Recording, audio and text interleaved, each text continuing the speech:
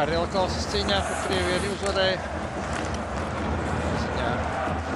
Ļoti labu iespēju šeit Staņņš. Viss.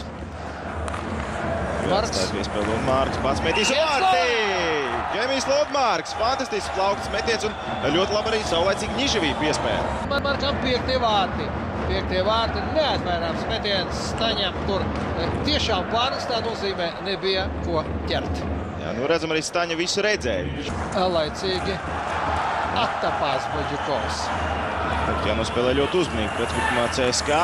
Piespēle un metiens. Vārtu Staps šķiet pat noskanēja vārtu Staps. Vai Staps vai garām. Katrā ziņā Boģukovam bija lieliska iespēja. Labākā. Skatāmies vēlreiz atkārtojumā lielisku iespēju. Nē, garvārtu Stabija. Garvārtu pamatni arī gan. Ļoti labi izspēlēts uzbrukums. Šoreiz Šans. Reizes, protams, Dacits Staņa un pēc tam arī piespieda Rīku kāds no aizsargiem. Nebija neviena vārta priekšā. Akrip šoreiz līdz Miķelim. Un Ripa atstāja laukumu, bet gan no CSKA hokejs vēlreiz sētos iemetiens. Laba iespēja bija gūt otros vārtus. Neizdas Dinamo. Tagad 4. sezonas sāka CSKA.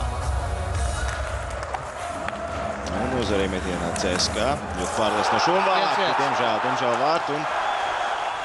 Česlava izdarīja metienu, bet kas tur tālāk notika, to mēs redzēsim atkārtojumā. Čempionu, savulaik vienu no labākajiem Kvebekas junioru līgas spēlētājiem.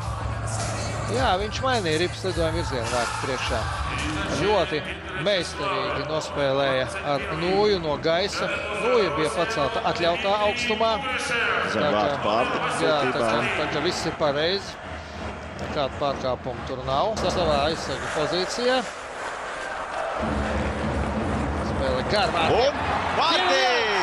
Ainārs Podziņš! Ainārs Podziņš, 4. vārti Aināram Podziņam šajā sezonā īstajā brīdī. Īstajā vietā nokļuva Ainārs Podziņš un nevilcinoties. Arī skatāmies atkārtojumā. Staņa atcīt vārtu priekšā un tur Podziņš. Ļoti labi vārtu priekšā Meija nocīnījās. Nu, un Juris, šeit Lucēnijus. Nu, ko, mums 4. Daļēji 4. maiņa. Podziņš tomēr no citas maiņas šeit. Tāds mums pietiek ar 2-1. Vēlreiz garā apmali.